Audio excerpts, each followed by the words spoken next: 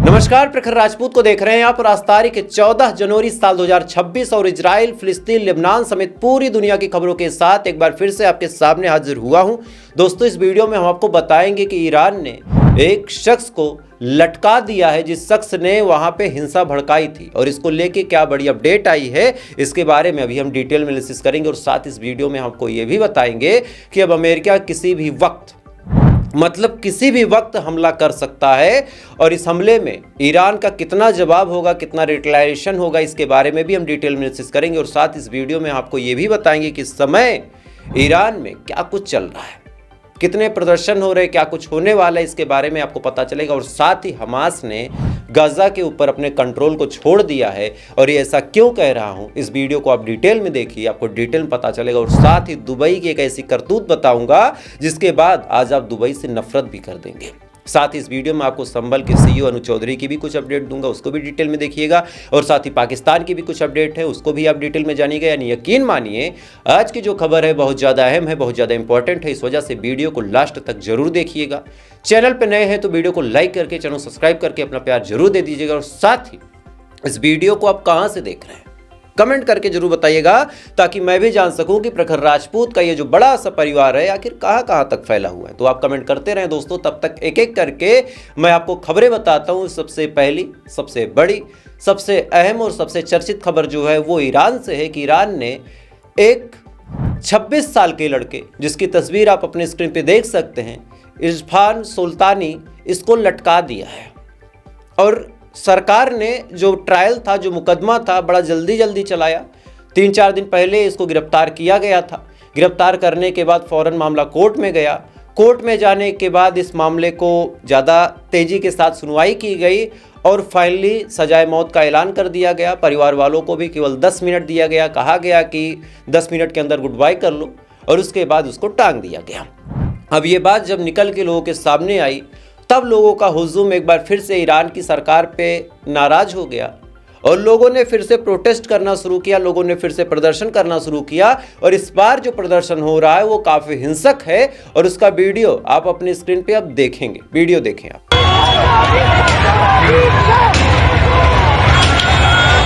इस वीडियो में आप साफ तौर पे देख सकते हैं कि किस हिसाब से प्रदर्शन हो रहा, किस हिसाब से प्रोटेस्ट हो रहा, और किस हिसाब से ईरान के अंदर सिचुएशन गड़बड़ चल रही है। क्योंकि जिस हिसाब से 3-4 दिनों में उस लड़के को लटका दिया गया, उस 26 साल के, जो ह्यूमन राइट गैंग, खासकर जो अमेरिका से स्पॉन्सरशिप पा चुके हैं, उन्होंने इस मामले को इतना ऊपर पहुंचाया कि ईरान की आवाम को लगने लगा कि यार, सरकार के सामने बात रखने का मतलब फांसी है। क्या हम सरकार के सामने बात नहीं रख सकते? देखिए, खबर को आप जिस तरीके से सुनेंगे, आप उसी हिसाब से सोचने लगेंगे। जब अलग अलग ह्यूमन राइट ग्रुप ने सरकार की गलती, सरकार की नाकामी निकालते हुए बताना शुरू कर दिया कि भाई साहब देखो किस हिसाब से ये लटका रहे हैं, किस हिसाब से मानवता का हनन हो रहा, तो फिर लोगों को लगने लगा कि भाई हम तो शांति से बैठने वाले थे, सरकार ने ऐसा कैसे कर दिया। और इसी के जस्ट बाद प्रोटेस्ट फिर से शुरू हो गया है। और इसी बीच डोनाल्ड ट्रंप ने एक बड़ा बयान दिया है। डोनाल्ड ट्रंप ने साफ तौर पे कहा है कि ईरान को फिर से ग्रेट बनाया जाएगा। यानी रजा साहब पहलवी के टाइम में जैसा ईरान अमेरिका के साथ ताल्लुकात करके डेवलप कर रहा था, ट्रंप के हिसाब से उस चीज़ को फिर से अप्लाई किया जाएगा, और फिर से जो सत्ता है उसको परिवर्तित करके, और जो ये मॉन्स्टरों का कब्जा है, डोनाल्ड ट्रंप ने ये शब्द बोला है कि जो मॉन्स्टरों का कब्जा हुआ है उनको हटा के हम फिर से वहाँ पे डेमोक्रेसी लाएंगे। क्या कुछ कहा है आप सुन लें। I say to them is help is on its way. You saw that I put tariffs on anybody doing business with Iran. Just went into effect today. And I say make Iran great again. You know, it was a great country until these monsters came in and took it over. इस video में आप साफ तौर पे सुन सकते हैं कि किस हिसाब से बार बार अमेरिका ईरान के अंदर हमला करने की धमकी दे रहा है। और इसी बीच ईरान की तरफ से भी बड़ा बयान आया है, और ईरान ने कहा है कि हम अंदर की लड़ाई से लड़ रहे हैं, अंदर की जो भी सिचुएशन है उससे जूझ रहे हैं, वो बात की बात है। लेकिन एक बात अमेरिका याद रखे कि अगर गलती से भी हमारे ऊपर हमला करने की कोशिश करता है, तो हमारी जो लॉन्ग रेंज बैलिस्टिक मिसाइल हैं, हमारे जो न्यूक्लियर फैसिलिटी हैं, वो केवल दिखाने के लिए नहीं है, हम उनका उपयोग करेंगे और तुमको मारेंगे। अब ये बात जब ईरान ने बोली, तब पत्रकार पहुंच गए डोनाल्ड ट्रंप के पास। अच्छा, ये पत्रकार भी बड़े हरामी होते हैं। इधर की बात उधर, उधर की बात उधर, और लड़ाते रहते हैं। तो डोनाल्ड ट्रंप से जब इसके बारे में पूछा गया कि भाई साहब ईरान भी तो पलट के हमला करेगा, तब डोनाल्ड ट्रंप ने कहा कि 12 दिन की जो झड़प हुई थी उसमें हमने ईरान को बैकफुट पे ला दिया है। 12 दिन की जो झड़प हुई थी उसमें हमने ईरान को तोड़ दिया, न्यूक्लियर फैसिलिटी तबाह कर दी, ईरान के अंदर कुछ बचा ही नहीं है। क्या कुछ कहा पहले आप सुन लें, फिर इसके बारे में मैं आपको डिटेल में समझाता हूँ। वीडियो देखें। That it will retaliate in the instance of U.S. strikes against U.S. assets in the Middle East. What do you say to U.S. service members about why it's worth the risk to intervene in Iran? Yeah, Iran said that the last time I blew them up with the nuclear capability, which they don't have any longer. So Iran said that the last time. They better behave. इस video में आप साफ तौर पे देख सकते हैं कि किस हिसाब से डोनाल्ड ट्रंप धमकी दे रहा है, किस हिसाब से अपनी तारीफ कर रहा है कि 12 दिन की जंग में हमने सब कुछ तबाह कर दिया, अब ईरान में कुछ बचा नहीं। चलो मान लिया, लेकिन ईरान में जब ये बवाल नहीं मचा था, ईरान में जब ये तमाम चीज़ें नहीं हो रही थी, इससे पहले बार बार इजराइल ईरान को धमका रहा था कि अपने मिसाइल प्रोग्राम को रोक दो, अपने न्यूक्लियर प्रोग्राम को रोक दो, अगर नहीं हुआ तो अमेरिका और इजराइल मिलकर हमला करेंगे। तुमने भी बोला था ट्रंप भाई। तो बड़ा सवाल ये है कि जब तुमने ईरान को एकदम पीछे छोड़ दिया है तो ये धमकी क्यों दी जा रही थी? जब तुमने ईरान को एकदम ढकेल के गुर्बत में ला दिया तो फिर तुम धमकी क्यों दे रहे थे कि मिसाइल नहीं बनाओगे? और ईरान की मिसाइलों से इतनी फटती क्यों थी? तुमने भी अपने डिफेंस में $0.5 ट्रिलियन का इजाफा किया, अब तुम्हारा डिफेंस जो है 1.5 ट्रिलियन का हो गया। तो क्यों हो गया? 18% इजराइल ने अपने डिफेंस में बढ़त बना ली। क्यों बना ली? खतरा किससे था? इसी ईरान से जिसको तुमने ढकेल दिया। बहरहाल जब अमेरिका लगातार ये बातें बोल रहा है कि वो हमला करेगा, वो रिटेलिएट करेगा, तमाम और चीज़ें करेगा, इसी बीच रशिया ने बड़ी चेतावनी देते हुए कहा कि ये चीज़ें करना गलत होगा और अमेरिका के लिए नुकसानदायी हो सकता है। ये बयान साफ तौर पे रशिया ने ईरान के हक में दिया है और ये भी कहा है कि ऐसी कोई सिचुएशन होगी तो हम ईरान के साथ कंधे से कंधा मिला के खड़े हैं। लेकिन फिर वही सवाल है कि कितना खड़े हैं, कैसे खड़े हैं, सच में खड़े हैं या फिर झूठ मूठ खड़े हैं। ये तमाम अलग अलग बातें होती हैं और हर बात के अलग अलग मायने होते हैं।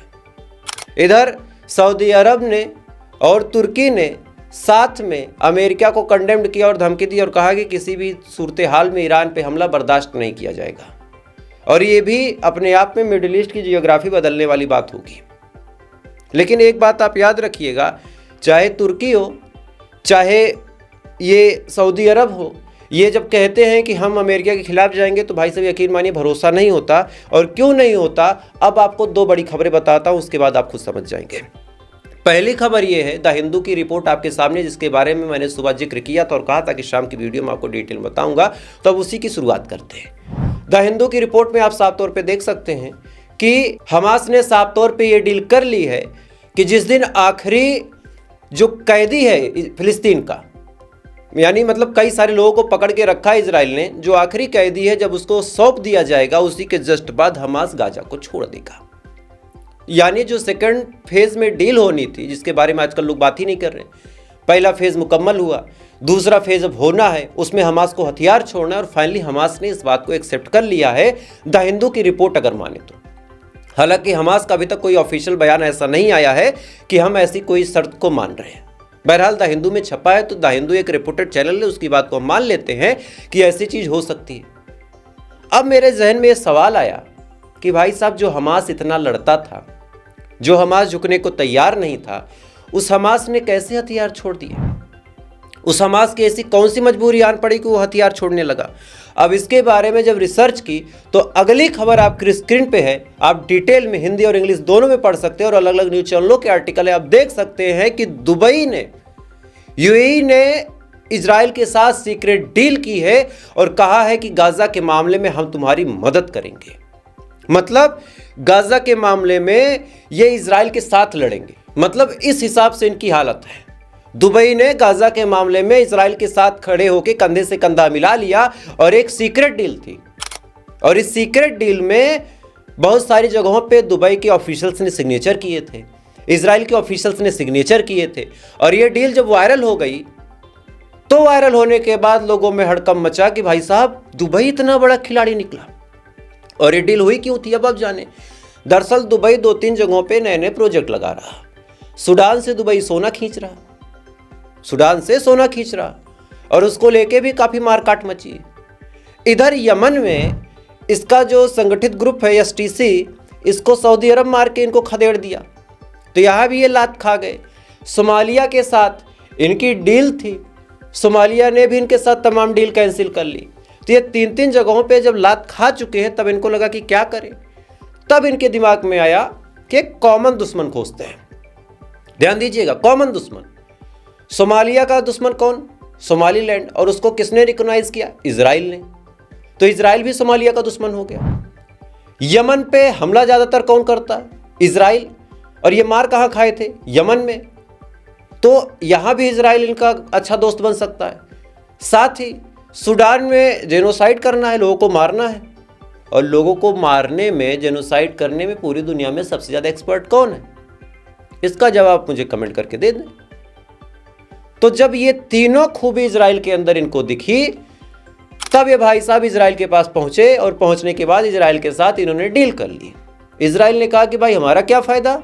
इन्होंने कहा यार गाजा में मुसलमानों को मारो ना, हम तुम्हारे साथ खड़े, तुम मारो। जहां OIC की मीटिंग होगी, जहां पूरी दुनिया के मुस्लिम देश होंगे, वहां हम विड्रॉ कर लेंगे धीरे से, बस फूट पड़ जाएगी। अपने दोस्तों से भी कह देंगे कि यार इजराइल के खिलाफ ना बोलो, तुम गाजा में मार लो, मैं सूडान में मार लेता हूं, क्या दिक्कत है, मरने दो। अब ये बातें जब इजराइल के साथ बोली गई, तब इजराइल ने कहा ठीक है कर लो डील। और इसके डॉक्यूमेंट अभी 18 घंटे पहले लीक हो गए। और जब अपने ही गद्दार निकल जाएं, तब आप सोचिए कि हमास कितना लड़ेगा। और यही वजह है कि हमास ने फिर कहा कि यार छोड़ देता हूं कुर्सी। क्योंकि हमास को पहले लगता था कि अरब देश मेरे साथ खड़े हैं, जो अरब है वो मेरे साथ कंधे से कंधा मिला के खड़े हैं। दुबई खड़ा है, सऊदी खड़ा है, तुर्की खड़ा है, ईरान खड़ा है। लेकिन टाइम टू टाइम जिस हिसाब से एक्टिविटी हुई गाजा के अंदर, और तमाम मुस्लिम देशों के मुंह पे जब चुप्पी थी, तब हमास को रियलाइज हो गया कि कोई नहीं खड़ा बाबू, खुद अपने दम पे हम खड़े हैं। तो आज मजबूरी में गाजा की आवाम को बचाने के लिए, गाजा के लोगों को जिंदा रखने के लिए, इजराइल के हमलों को बंद करने के लिए हमास ने शायद ये फैसला ले लिया है कि वो कुर्सी छोड़ देगा, वो हथियार भी छोड़ देगा। अब इसको चाहे इजराइल की आप जीत समझ लें और चाहे मुस्लिम देशों की हार, सवाल आप पे छोड़ता हूं कि आप क्या समझते हैं। खैर, इधर ये तमाम चीज़ें चलती हैं, लेकिन एक खबर थी जो पिछले कई महीनों से दब गई थी, लेकिन अब वो खबर फिर से आ गई है। आपको याद होगा कि संभल में क्या कुछ हुआ था। मस्जिद के नाम पे किस हिसाब से वहाँ पे हिंसा भड़की थी, किस हिसाब से नौजवानों को बरगला के पत्थर फिकवाया गया, और किस हिसाब से सामने से फायरिंग हुई, और कैसे लोग मरे थे बताने की जरूरत नहीं है। और इस पूरे कर्मकांड में एक नाम बहुत तेजी के साथ वायरल हुआ था, वो था संभल के CEO अनुज चौधरी। अब ये नाम जब वायरल हुआ, वायरल होने के बाद लोगों ने कई सारी बातें बोली कि अब इनको सजा होगी, ये होगा वो होगा, लेकिन कुछ नहीं हुआ। फाइनली इनका प्रमोशन हुआ और ये ACP बना दिए गए CEO से। इसके बारे में मैंने आपको डिटेल में बताया था किसी वीडियो में, जहां तक मुझे याद है। अब ACP बना दिए गए, वहां से हटा दिए गए, लेकिन जिनके घरों के लोग गए हैं उनकी नजरों में तो एक गुनहगार है। अब फाइनली उन्हीं में से किसी आदमी के पिता ने, नाम अपनी स्क्रीन पे पढ़ सकते हैं, चार्जशीट के हिसाब से आपको दिखा दूंगा, उनके पिता ने कोर्ट का दरवाजा खटखटाया और कहा कि अब इनके ऊपर भी FIR हो, क्योंकि पिता को लगता है कि गोली इन्होंने चलाई थी। ध्यान दीजिएगा, तवज्जो के साथ सुनिएगा। अब कोर्ट का दरवाजा खटखटाया गया, कोर्ट ने सुनवाई की। सुनवाई करने के बाद कोर्ट ने आदेश दिया कि अनुज चौधरी के ऊपर FIR हो। अब FIR करेगा कौन? FIR करने का अधिकार तो एक ही चीज के पास है, वो है पुलिस। अब पुलिस ने कहा कि भाई साहब हम FIR नहीं करेंगे। मतलब कोर्ट कह रहा है कि FIR करो और पुलिस कह रही नहीं करेंगे। तब इन्होंने कहा कि कैसे नहीं करोगे, हमारा आदेश है करो। इन्होंने कहा कि आपके आदेश को हम बदल देंगे। कोर्ट ने पूछा कैसे, इन्होंने कहा हम हाई कोर्ट जाएंगे। लेकिन ठीक है हाई कोर्ट जाओगे, लेकिन अभी लोअर कोर्ट का जो आदेश है उसको तो आपको मानना पड़ेगा। हाईकोर्ट जब इस फैसले को बदलेगा तब तो ठीक है, लेकिन अब पुलिस की कहानी सुनिए कि हम मानेंगे ही नहीं बात। अभी हम हाई कोर्ट जाएंगे, फिर वो जो कहेगा देखेंगे, वो भी अगर कहता है कि FIR करो तो हम सुप्रीम कोर्ट जाएंगे, नहीं तो फिर राष्ट्रपति के पास, नहीं तो फिर हम पार्लियामेंट में बिल पेश करवा लेंगे मोदी साहब से कह के। तो ये कहानी चल रही है हमारे देश में कानून व्यवस्था की कि कोर्ट ने कहा है कि FIR करो, पुलिस कह रही नहीं करेंगे। क्या कर लोगे भाई? अगर ना माने कोई बात, क्या कर लेगा कोर्ट? पूरे पुलिस विभाग की नौकरी तो खाएगा नहीं। और लॉजिकल बात यह है कि लोअर कोर्ट के पास इतनी पावर भी नहीं कि किसी ACP की नौकरी खा ले। हाई कोर्ट के पास है, तो ये करें हम हाई कोर्ट में देखेंगे। खैर, मुझे लगा इसके बारे में भी आपको बताया जाए। बाकी आपकी क्या राय कमेंट कीजिएगा। बाकी थोड़ी देर बाद फिर मुलाकात होगी इजराइल, फिलिस्तीन, लेबनान समेत पूरी दुनिया की खबरों के साथ। तब तक आप अच्छे रहे, खुश रहे, अपना ख्याल रखिए, अपने देश का ख्याल रखिए। जय हिंद। ऊपर वाला आपकी हिफाजत करे।